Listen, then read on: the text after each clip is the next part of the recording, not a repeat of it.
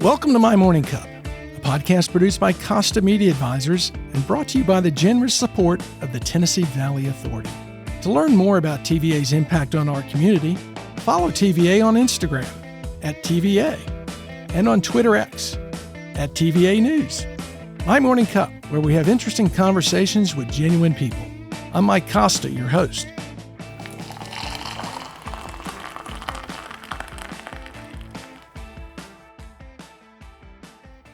My guest this week is Christian Höferle. Christian is a native of Germany who originally made his way to the States through a student exchange program. After returning to Germany and growing a career as a journalist, Christian and his wife made a life change and moved to Cleveland, Tennessee. Now based in Atlanta, Christian works with international companies on training the workforce of expats on the cultural differences between their home country and the one where they now work. Christian, welcome to My Morning Cup. Before we discuss the differences in German beer and American beer, let me ask, what's in your morning cup? Well, first of all, thanks for having me, Mike. And what's in my morning cup is typically a 4-shot espresso that I brew at home with 4 shots? Yeah, or 6. Oh, geez. I need a kick in the mouth. And it is brewed with an espresso machine that was given to my wife and I at our wedding. It was a wedding gift, a long time ago. We got married in 2001, and that machine is still working. It's an Italian machine. It only works on 230 volts. So coming to the US, we had to have a 220 outlet built into the kitchen.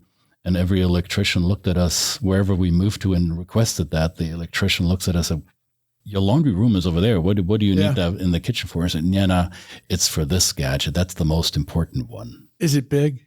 Yeah, it's probably half the size of what you see in a coffee shop. It's slimmed down to residential size, but it's got the same inner workings as a professional espresso machine. So you're doing 4 shots of caffeinated espresso every morning, at least? In the morning, yeah, and then there'll be more throughout the day. So is that a cultural thing? I mean, and what I mean by that, because the first time I went to Italy 30-something years ago and had espresso, and everyone's standing around drinking espresso in the afternoon, we got off the plane, drank an espresso, and we were up the rest of the night.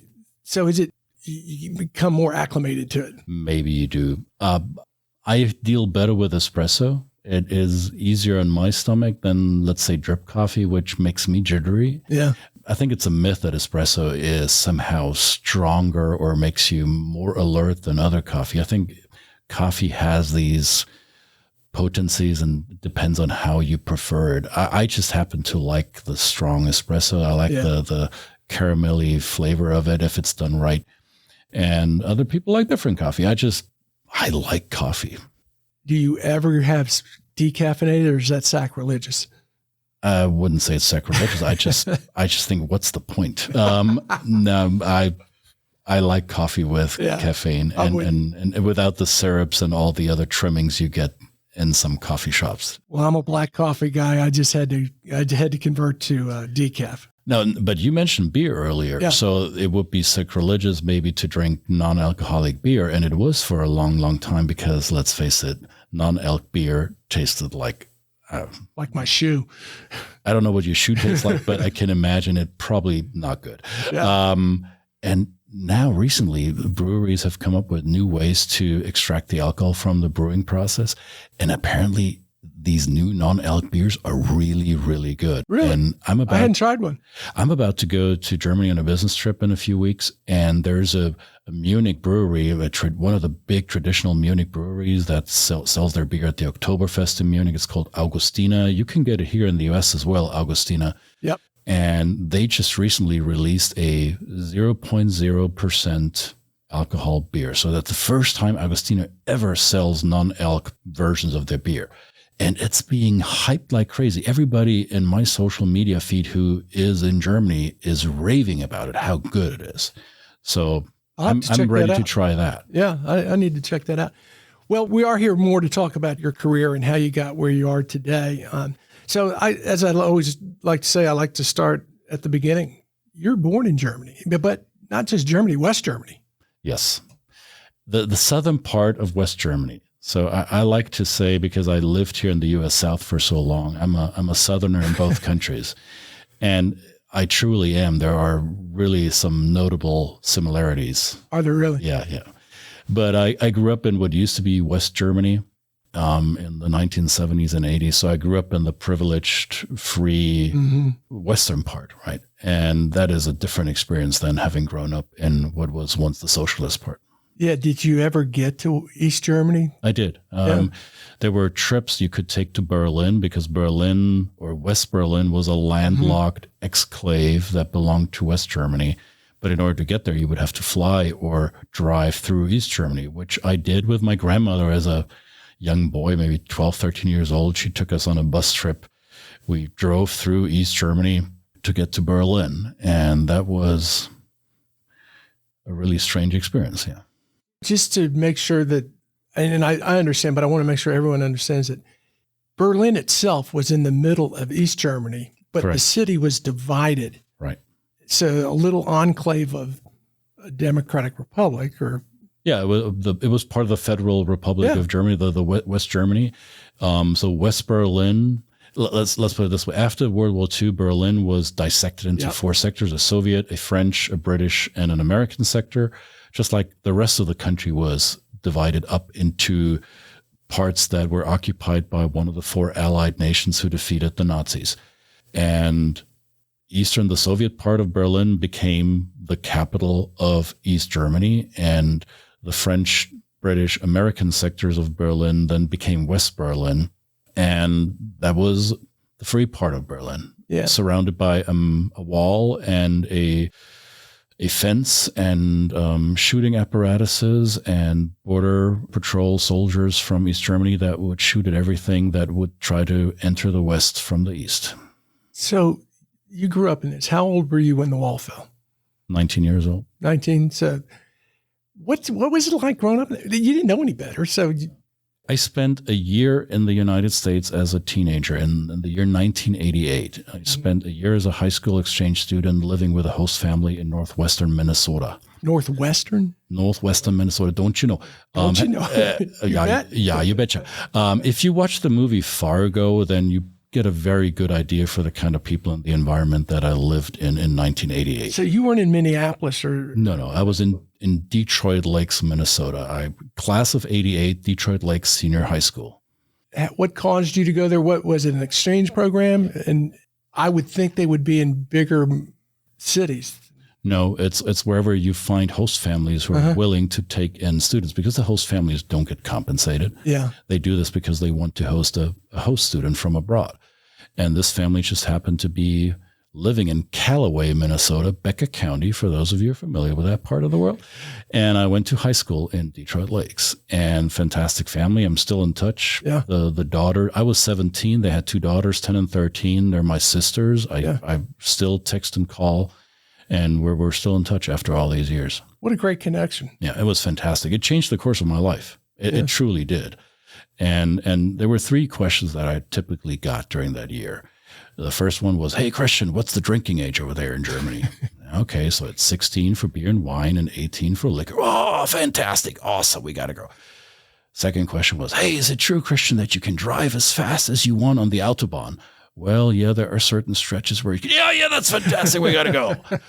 And the third question was, "Hey, Christian, do you think that the two Germanys will ever become one again?" And my answer was, heck no. Yeah. Why? There's no reason that would happen. All I knew, my normal, and I'm putting the word normal in quotation marks, my normal was that there are two Germanys. That's all I knew. That's how I grew up. What you were born into. And we learned why it is that way. It was the historic consequence of the horrific decisions that my grandparents' generation made. That was the outcome. Why should that ever change? So a year later, the wall comes down, and I was dumbfounded. I was a fool. Like most of us did not see that coming. Right? Yeah. So you were 19 when that happened. Yeah. Did you go to Berlin? Did you go? I mean, as a teenager, I can imagine just exhilaration and wanting to be part of that. How did you guys react? It was less exhilaration. It was more bewilderment. And how is this going to shake out? Is this real? Is this actually happening? Yeah. And are the Soviets really going to stick to their decision to let that go? Were you waiting for the other shoe to drop in a sense? We're not quite sure how this would really play out. And then there was some apprehension about East Germany was broke. We all knew it. Mm-hmm. How are we going to carry that load? Are we really going to? Yeah, they're now your responsibility. Is this going to be as easy peasy as politicians are trying to make us believe? And it wasn't, right? And without getting too deep into the weeds here, but I think there was one major mistake Germany made back then, which is still haunting Germany now as a nation.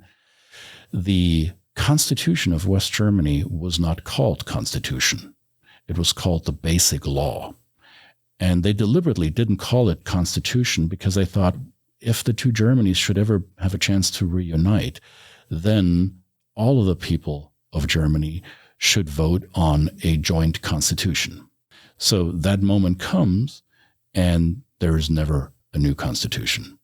They basically gave the basic law to the East Germans that here it is, sign on the dotted line, this is now yours as well, which is a hugely missed opportunity. You have 18 million people who were deprived of decision-making, who were now becoming part of a bigger Germany, who were not given the opportunity to vote on the laws that govern them. And now we're here in 2024 and we're seeing still the results of that. I think it was a bad decision. That's an interesting point because you've got these folks who were obviously striving for that freedom and that input, and being able to be part of the decision-making process. The wall comes down, Germany unites, and you go, well, you know what, just sign right here. Yeah. Roll over. That's it. You're done. You're broke. We're now part of us. Yeah, we're your administrators. Here's your new rules. Yeah. So you grew up in a time and in a place that much different than if you'd stayed in the States. We talk a little bit about going through that college, what you did next. Yeah. So when I was a little kid, I grew up. I'm the oldest of two sons in a small town south of Munich, Bavaria. All the stereotypes that Americans have about Germany are true for my neck of the woods, which is funny because we're here in Chattanooga with a big German company being one of the signature pieces of economic development with Volkswagen. They share nothing of those cultural mile markers that we have in the South, right? But we are the lederhosen, beer drinking, sauerkraut eating, Oompa music, beer hall, Oktoberfest, mountains, Neuschwanstein Castle, which is the blueprint for Disney, and all of the cliches you can think of about Germany. That's where I grew up. What you see in the movies. Exactly. Yeah. Not true for the rest of the country, but for where I'm from. So in this small town, my parents had a little butcher shop. My father was a butcher, family-owned business. I unfortunately look like my dad, so everybody knows who I am. That's the butcher boy. I can do nothing in town. Within an hour, everybody in my family knows what I did, right? It is... Sounds like living in Chattanooga. Or in Cleveland. Even better. Exactly. Yeah. So first of all, I defied the stereotype that the firstborn son takes over the family business. I didn't. I went to higher school, higher education. Wait, was that an issue for your dad? At first it was, yeah. There was this unspoken expectation the firstborn takes over the family shop. Did y'all ever discuss that, or did he just kind of quietly accept it? No, we discussed it, and at some point he realized that I'm not doing it. Yeah. I worked in the family business. I was 11 years old when my dad first took me to the slaughterhouse Monday morning, 4 a.m. Yeah. I've seen it all. I've seen that happen. I've done it all. I've seen how the sausage is made. Yeah. I still eat it. It's an honorable profession. I didn't want to do it. Yeah. And I wanted to study chemistry. That my parents said, oh, that's good. That's a solid profession. You'll be a PhD. You'll have a white lab coat. You'll make six-figure income. You'll smooth sailing till retirement. And then I went to the U.S. as an exchange student, came back and knew, heck no, that's not what I'm going to do. I wanted to be a journalist. Yeah. And so what caused you coming here to go back and say, I want to be a journalist? What did you experience in the States that changed you from? I wanted to tell other people's stories. Gotcha. I wanted to be also an educator. I think good journalism is in part education. It is curating information, collecting as much data as possible, selecting that data which is relevant and presenting it to an audience in a way that the audience can receive it well. ideally without judgment, just the facts. And that is what I was interested in. So just make sure I've got everything clear. Your dad's a butcher. The family's business is a butcher. You said oldest son, that's not going to happen. I'm going to be a chemical engineer or a chemist. Go to the States. Now you come back and say, guess what? I'm going to be a journalist. How'd that go over? Not so well. Yeah. I mean, for my parents, this was nothing they could hold on to. They couldn't grasp that. Yeah. That was an academic, intellectual path that I was embarking on. And for them, that wasn't a robust thing to do. You're not learning something that's solid that we can build a livelihood on. So there's so many question marks of uncertainty about this. And if Germans hate one thing, it's uncertainty. Germans are, compared to Americans, are super risk averse because, let's face it, our grandparents' generation took some very uncalculated risk when they elected this madman. And I want to say elected, just remember that Hitler didn't take power. People elected him into office. So we made, or our forefathers made decisions that were bad, took a high risk and had the consequence of it. So as a result, Germans today are risk mitigators. So if the firstborn son comes home and says, I'm going to do something that is not the predictable outcome, parents will raise their eyebrows and say, are you out of your mind? But I stuck to my guns. I mean, firstborn sons probably know this. There is usually a struggle with a father figure where you have to emancipate yourself from the power, the influence of the older. And that happened in my family too. It was nasty at times, but we got through this. My dad and I are on good terms now, but back then it wasn't always pretty. It's hard growing up, and it's hard with that pressure, particularly firstborn son. I'm actually thirdborn son, so I don't have that pressure. Yeah, it wasn't always easy. But now, I mean, it's so funny because my dad just turned 80. I would say he's proud of what his son and the family that I created, what we've accomplished. But when he talks to his friends back home and they ask him, hey, how's your American son doing? how's the American doing over there? He has a hard time explaining that, right? What does your son do? It's hard for him to comprehend how I make my money. Yeah, I get that. I understand that. So you go back and you go to school and you study to be a journalist. Yeah. I did my military service too. We still had a conscription. We had a How conscription. Long was that? When I was in there was 12 months. So I did my conscription service. So I can say I served my country. What age was that? You go to college? Right after high school. After high school. So you go a year and what does that consist of?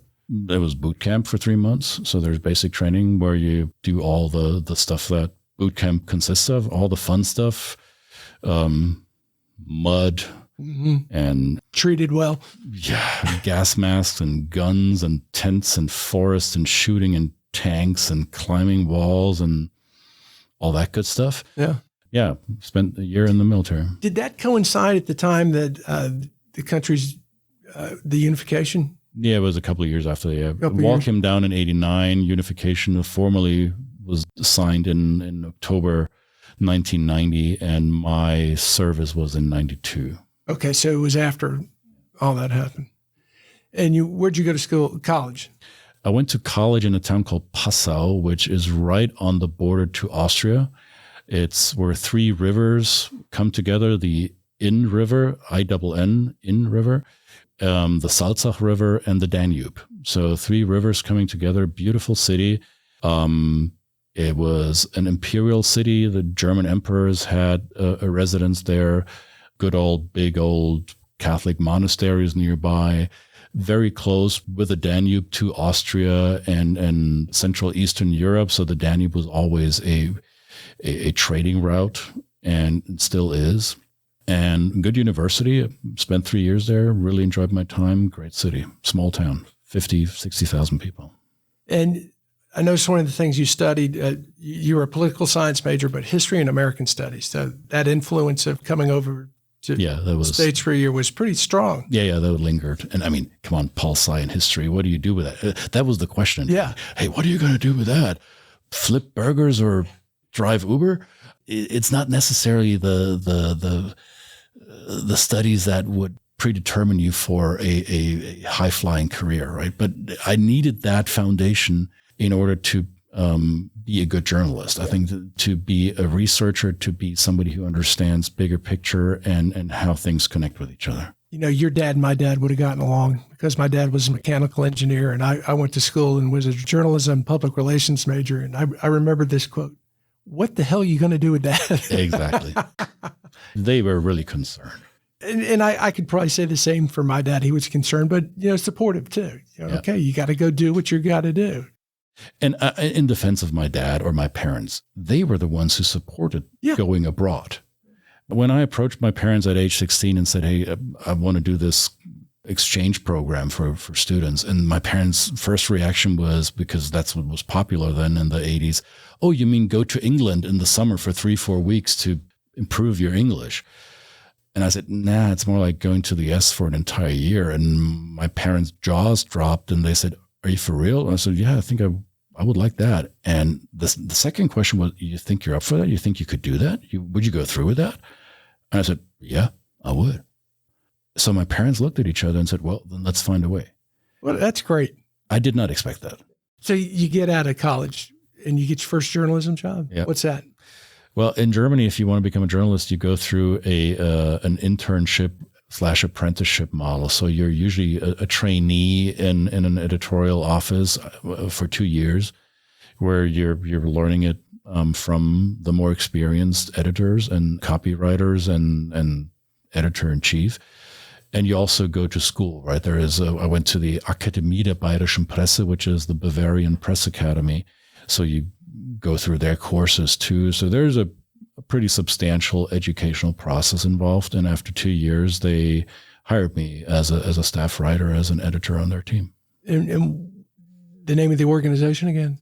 Well, the publishing company I worked for is called Entertainment Media. They make magazines for the entertainment industry. So I imagine Billboard magazine in the US. I worked for the German version of that. It's called Musikwoche, which is Music Week. So it's a magazine writing about the business and industry of music. Well, that had to be pretty cool. You're all of a sudden in the middle of pop culture and famous musicians. Exactly. I mean, the people I had access to through that job, I would have never dreamed of.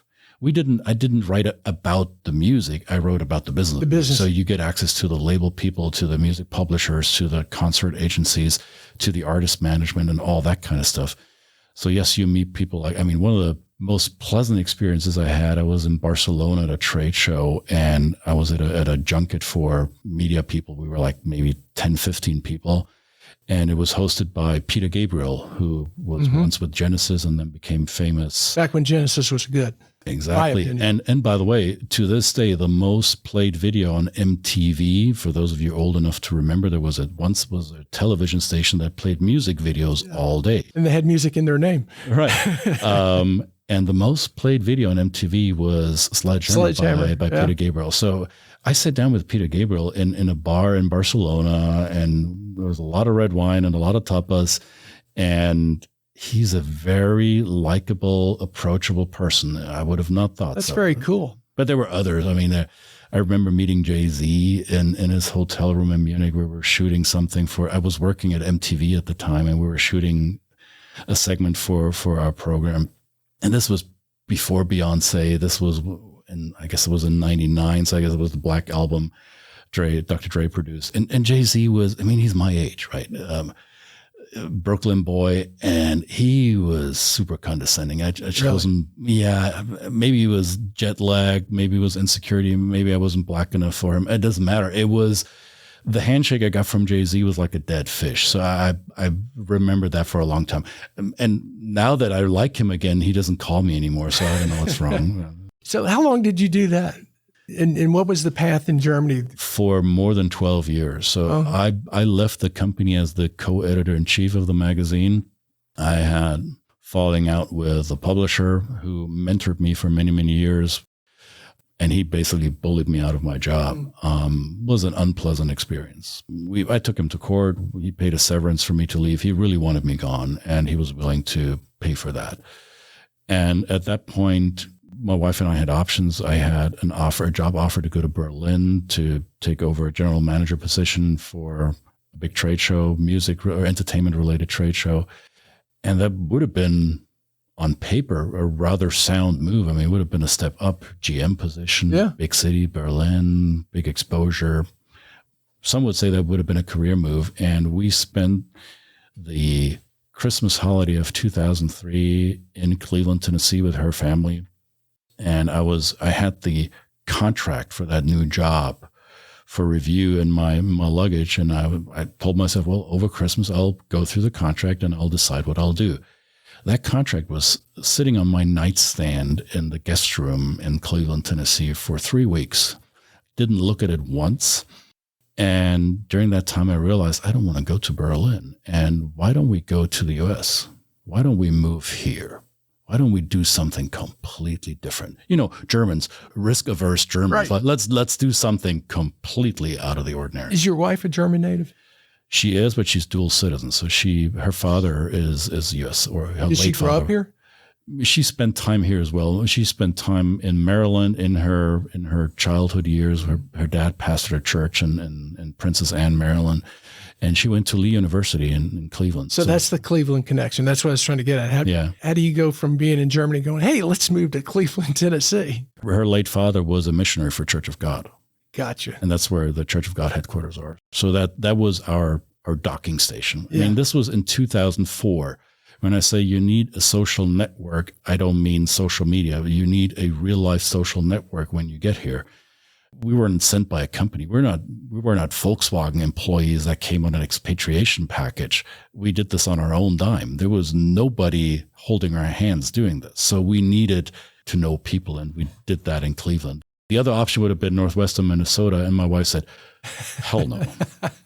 So you really rolled the dice on this. You left a good career in Germany, and you came to a place you knew no one with the exception of your wife's family and some of the connections they had. That's right. What'd you do for a living? I was a stringer. I was a writer for magazines in the UK and in Germany. I mean, I lost my job at the magazine, but I was still known in the industry. I was a known faculty. So they say, oh, you're in the US? Oh, you'll be our correspondent. You can go to all these trade shows. You can do the interviews in Nashville with music honchos there, and you can go to New York and LA. So I was doing well for 4 years or so as a contract writer. That kept us afloat for the first years. Yeah, and I believe you said your wife started a Montessori school? She did, yeah. In Cleveland in January 2005, she opened a Montessori school in Cleveland, which she had started in Munich. A lot of red tape, a lot of obstacles. And that's what was one of the reasons why we said, let's do this in the US, right? Yeah. More entrepreneurial environment, business-friendly startup culture where you can allow yourself to stumble a little bit and it's not going to break you.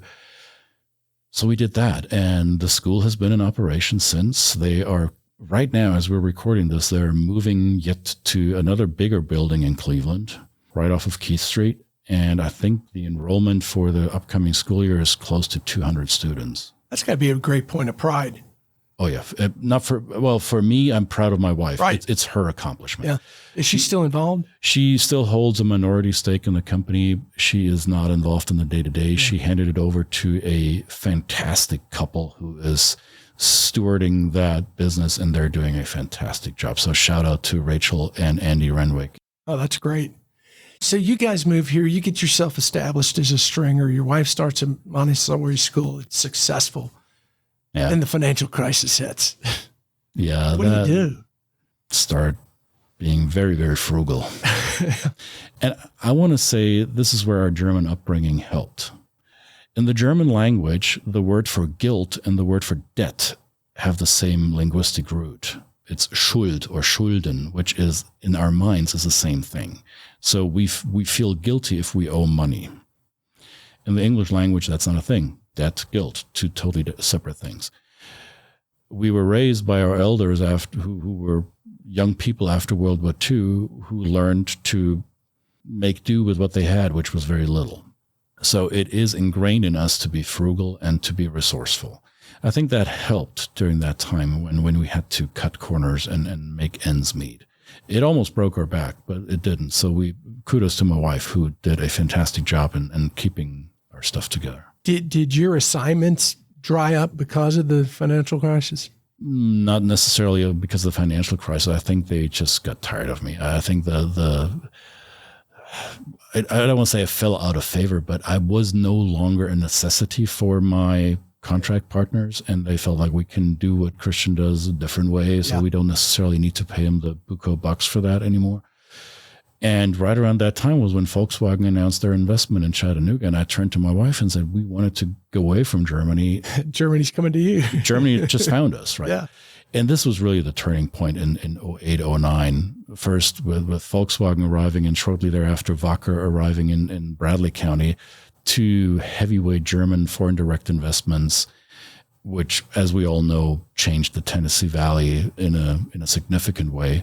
An area that was very homogenous, Scotch, Irish, white, Christian for a long, long, long time, had to get global in a hurry, right? And that was a very fascinating time to be here. And I just happened to be one of the very few Germans in the area that had started to make a name for himself, right? Mm-hmm. I was known with the local Chamber of Commerce. You, Mike, opened a door for me. I think it was the Rotarians in Chattanooga back then. Spoke to Rotary. Right. You were one of the first people who saw apparently potential in what I do. So thank you again for that. And I was able to talk to decision makers. I had access to economic development people, to politicians, to bankers, to people of influence here in the area, which as an outsider breaking into the clannish Tennessee Valley culture is not an easy thing. I mean, you came from West Tennessee. Yep. You know what that must have been like. Even as a fellow Tennessean, it's not easy to break into Tennessee Valley cliquishness, right? No, it's not. But I will tell you that this area is easier than others I've experienced. And, I've got the innate advantage of being a middle-aged white male, and that was a lot easier. Yeah. Your disadvantage was you were German. That was my go-to thing. Yeah. I probably would have not had that access had it not been for my Germanness, which was in demand at that time. Yeah. And I think what people don't, or a lot of people don't make the connection is you didn't come with Volkswagen, you didn't come with Wacker. You were here. I was here. And by happenstance, right, they made an investment here. So financial crisis happens, you're no longer stringing. At what point did you sit down with your wife and say, you know what we ought to do? We ought to be teaching or working with these companies to talk about cultural differences when they send people to work in Germany or Germans come here. We had that conversation the minute the news broke. Yeah. The minute the news broke about Volkswagen's investment, we both looked at each other and said, yeah, these Germans have no idea what they're getting into. They think they know America, and most Germans do have a good grasp of what the U.S. is like, but they know what New York is. Yeah. They've been to Florida beaches. Maybe they've been to the Grand Canyon. Maybe they've been to L.A. and San Francisco. They haven't been to Chattanooga. They don't know what the Tennessee Valley is. They don't know what Appalachia is. They don't know what the South is.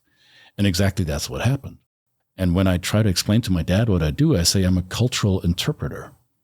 So I build bridges over that chasm of difference.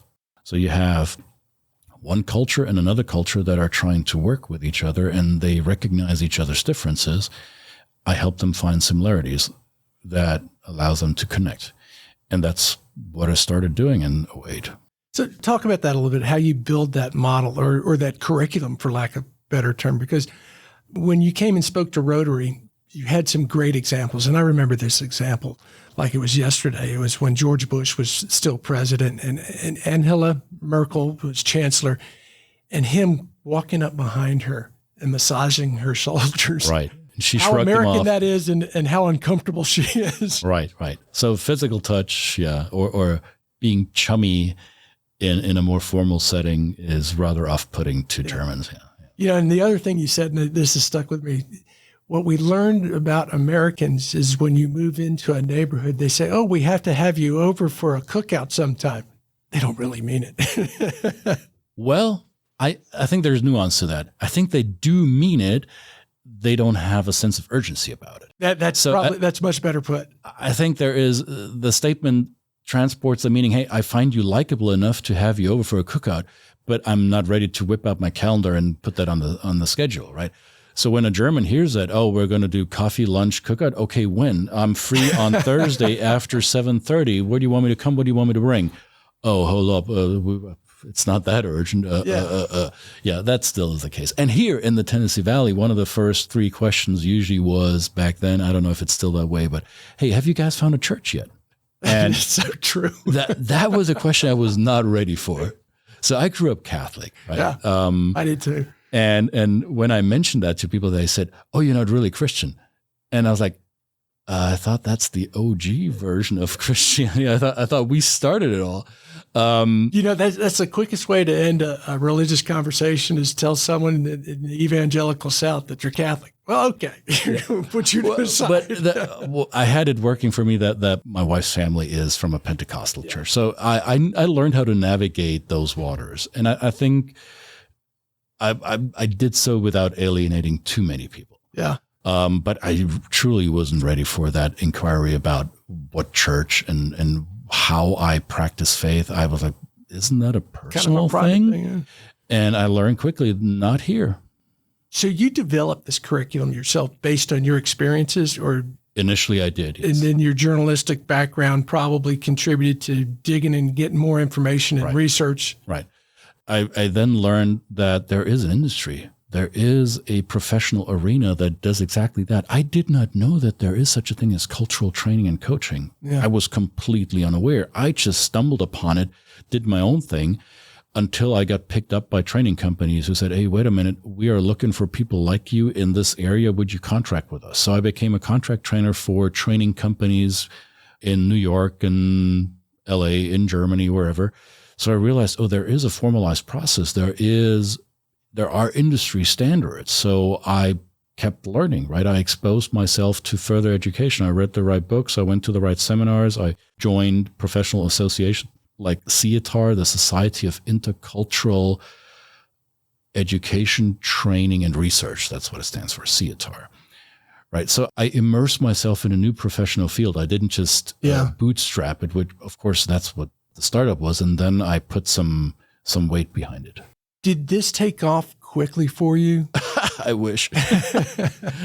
Yeah. Overnight successes take about 10 years to take fruition. Yeah, that's that old country star thing. He's an overnight sensation that only took him 15 years. Right. The start was difficult, mainly because what I do needs explanation. Yeah. Right. I cannot put myself on a billboard or book a commercial with your TV station and say, hey, here is Christian cultural training. Get it now. Call this number and get a 20% discount if you do so before the top of the hour.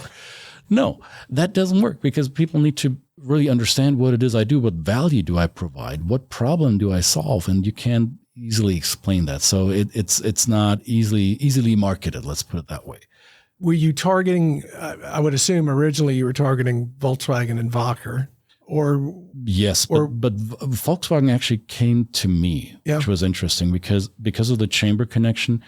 At some point, somebody floated my name with somebody at Volkswagen, and the first client call I got, I looked at my cell phone, and I saw the area code where the call came from. It was from Wolfsburg, and like, oops, somebody from Wolfsburg is calling. Who might that be? So it was somebody purchasing in Wolfsburg at the headquarters of Volkswagen, and said, yeah, we have a problem with one of our suppliers, and your name was given to us by the chamber in Chattanooga, and would you be able to help us? That's how it started. That's pretty cool. So how long did it take for you to say, you know what, I think we have something here. This is going to work? Probably 2-3 years. Yeah. And how long were you in Cleveland? Overall, 13 years. We moved in April 2004 or March 2004, and we moved to Atlanta in April 2017. 2017. What caused you to go to Atlanta? No disrespect to Cleveland, but I like city life. Yeah. And even though I grew up in a small town, I couldn't get away fast enough from the small town, so I enjoyed living in Munich. I lived in Munich for 8 or 9 years of my life. And Atlanta was always our getaway point living in Tennessee. When we wanted to have a bit of a city vibe over the weekend, we would go to Atlanta, right? And I needed that energy. I still need the energy of a city. That invigorates me. And yet I truly respected the small town vibe of Cleveland because it was good to us. It was good for business. It was good for our young children growing up there. We made lifelong connections with people there. We loved it there. So I'm not poo-pooing that life. Not at all. I remember our kids were young teenagers and we were sitting at a pizza shop in Virginia Highlands in Atlanta, and our oldest daughter, who was probably 13 at the time, said, "Hey, Mom, Dad, we come here so often. Why do we still live in Cleveland?" And my wife and I look at each other and say, darn it, these kids, why are they so smart? And we just love the city energy. Well, it makes sense. And it probably makes your job a little easier too, because I would imagine you're flying around. I am, and we live fairly close to the airport. We live in Southwest Atlanta. And it takes me about 15 minutes to get to the airport. And yet I do come up here. I still work with Wacker. Wacker are still an active client. Volkswagen is still an active client. I still have business connections here, so it doesn't change. So has your organization changed much? I've obviously gotten bigger, but is it still just you? Have you paired up with anyone? Well, it is mainly me and my associates. So what happened over the years is it was mainly a service provider, a training consulting company for transatlantic business, German-speaking Europe, English-speaking North America, for lack of a better explanation. So German-speaking Europe includes all of Austria and parts of Switzerland. And we had clients in those worlds, English-speaking North America, German-speaking Europe. And at some point, these companies are global, right? Then they say, hey, we have people that were moving from Brazil to Mexico. Can you help them too? And I said, well, I can. And what language do they speak? Well, they're Brazilian. They speak Portuguese. I said, well, then would you like us to conduct the training in Portuguese then? Do you speak Portuguese? I said, no, but I have an associate who does and who's lived in Mexico for many years, and she would be much better to do that training than I would, right? Yeah. So clients realize that I have a network of practitioners that I've vetted over the course of 15, 16 years. So I can cover any G20 nation by tomorrow if you need me to. And if you bring some kind of exotic location that is not a well-developed industrial player, then it probably takes me a week or two to find somebody. But we have trainers, consultants, coaches, affiliates that can cover the cultures of the G20 in a heartbeat. And this isn't a commercial, but just so people know how to get in touch with you, if they're listening to this and go, man, we could really benefit from that, how do they get in touch with you? You find the website. It's called theculturemastery.com. So that's one word. The article is there. I think the domain was cheaper with the article. Yeah, probably was. And that's the name of the company. The company is called The Culture Mastery. So it's theculturemastery.com. That's the easiest way. Or you find me on LinkedIn, just type in the name that you find in the show notes and look me up on LinkedIn. That's where I'm most active. Good. Since you've got an international business and there seems to be a big move for, lack of a better term, protectionism, and people saying, why are we involved here? Why are we doing this? Does that affect your business? It does not. I think the global nature of our world, the businesses are global, whether it's not going to go back. No, whether nations want to be more protective or not, whether there's tariff wars or not, it doesn't matter. Money is energy. It's like water. It will always find a way through something. There's no way to stop it, right? And I usually introduce myself to new audiences as I'm German by birth, American by choice, and Bavarian at heart. That's the part of Germany I'm from. Yeah. And I also don't like walls. I know in this country there's often talk about walls. I'm not a fan of walls because I come from a country where we had one. It didn't work. No matter how high you build the wall, there will be somebody who builds a ladder that is bigger or digs a tunnel. So you can protect yourself all you want.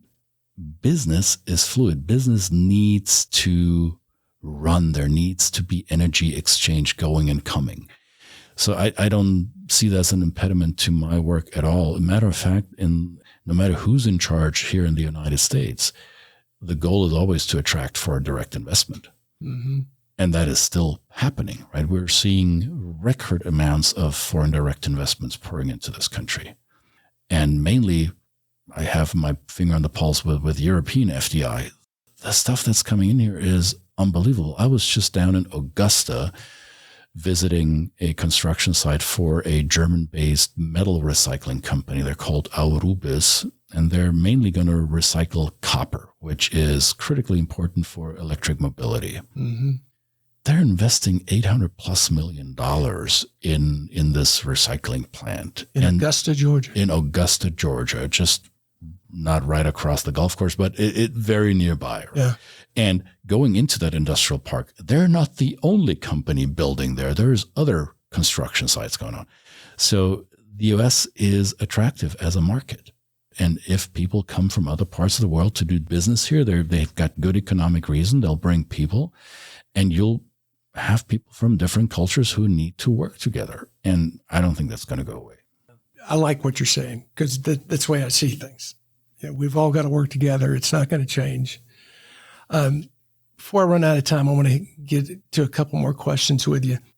What surprised you the most of what you're doing when you started out doing it and where you are today? Is there anything that you got, you know what, that's really not what I thought it would be? I think the biggest surprise, and this is maybe in hindsight, because hindsight is always 20/20, right? Yeah. I thought my work was going to be, I come in as the consultant / teacher, lecturer, expert, right? I thought I was going to impart information into an organization. And because I do that well, they will perform better because what I bring makes them better. And that is ideally true. And I still truly believe that that's what we do as our company. The surprise was that it all boils down to human connection. That if I do my job well, then I become a trusted advisor. Your company is called media advisors. So, right, you know what that means, being an advisor. It's more than being a consultant. It's almost like a consigliere. Some of my clients, senior leadership, I'm at an advanced age now, right? I started out in my 30s. Now I'm in my 50s. So now I got gray hair. Leadership people trust me more now than they did 15 years ago. I think it's natural progression. Now my client CEOs call me after hours. They call me on a Saturday. They talk to me about their marriage problems. They tell me about what's wrong with their kids. We don't talk about the business. I become kind of their bartender, barber, confession priest, whatever you want to call it, right? And I really value these relationships because that is how I make a long-lasting impact in these organizations. And so it's not just a monetary gain for me. It's also the idea that working with these clients is a human process. It's not a transaction. And the money I make is a side effect. I learned, unfortunately, too late in life that a business is only a business if it helps other people solve a problem that they can't solve for themselves. So yes, I do that. And money in my bank account is a side effect of doing my work right. But the main effect is that I improve the human connection between the people who have to work together. And being able to do that is highly rewarding. I sometimes tear up after calls or after I leave a training room because I know I left a mark in a good way. I helped other people be better with each other. That you can't pay me enough, or there's no money that would value or that would weigh that out. So that was surprising. I did not expect it to be that kind of work. That's such a good point because it seems like there's always this battle of transactional and relationships. Good part of American business over the last 30 years, 40 years has been very transactional. Yep. What can I get out of this? Right. And I do think there is a push back towards relationships, not just between vendor and client, but also within the business itself. If you look at a lot of the businesses, the way they've operated over the last 30, 40 years, GE, Six Sigma, we're going to cut the bottom 30%, that you went to work for a company and you took care of them and they took care of you didn't exist right over the last 30 years. But I do think there's a move back towards that. I think companies with a legacy and the longevity do it that way. Let me give you a quick example. I know we're running out of time, but there's an automotive supplier down in Dalton, Georgia. They happen to be my client. And when they started up as a greenfield project, they had some serious issues with the German leadership that they transplanted over here. It looked like it wasn't going to work, and it was a disaster about to happen. This is an $85 million investment. This is the single biggest investment that company had ever done. And it's not going the way they had hoped. It was going all the way sideways that it could go. And their CEO called me and said, I heard you do this stuff, and I need to save that investment. How can you help us? So this was some 2 years ago, and they were ready to fire these people or send them back home because their American team was about to leave. They said, well, we're not going to work for these people. This is the human connection. There is none. This doesn't work. 2 weeks ago, these leaders finished their assignment, so they were not axed. Their assignment wasn't cut short, because I pride myself in saying that we turned this around. But the way it happened, I did not expect. Now that they left, they're crying down in Dalton. They don't want their bosses to leave, because now they do have a relationship, which in the beginning was unfathomable for any of them. They said, this is never going to work out. And it did. They did a full 180. And being witness to that and knowing that I had a little part in this, or I don't know how big my part is, but I know I did have a part in this.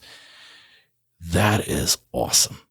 And that is seeing that, yeah, it's all about dollars and cents, and it's about the transaction, it's about the business and the KPIs and the lean and you name it.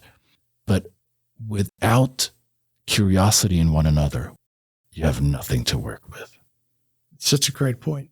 I'm going to get to the last question, but before I do, I want to remind our listeners who makes all this possible, and it's the Tennessee Valley Authority. I thank them for sponsoring My Morning Cup.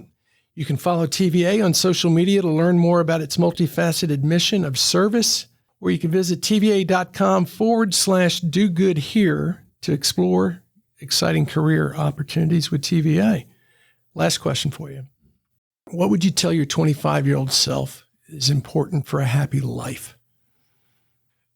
I think what's important for a happy life, young Christian, is not only to be good at what you do and always strive to be better at whatever your niche is, but surround yourself with the right people and don't be afraid to ask for help, because you cannot do it by yourself.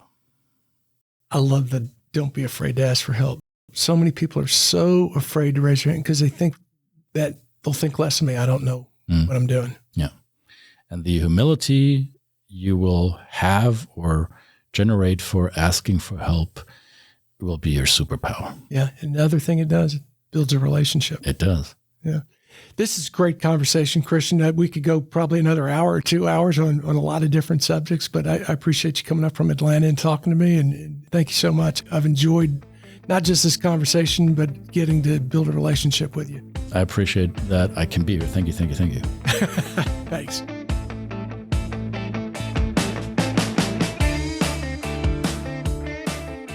Thanks for listening to My Morning Cup, a podcast by Costa Media Advisors. If you liked this episode, please share it with a friend. I release a new episode each week, so be sure to subscribe on Spotify, Apple, Google, or wherever you listen to podcasts.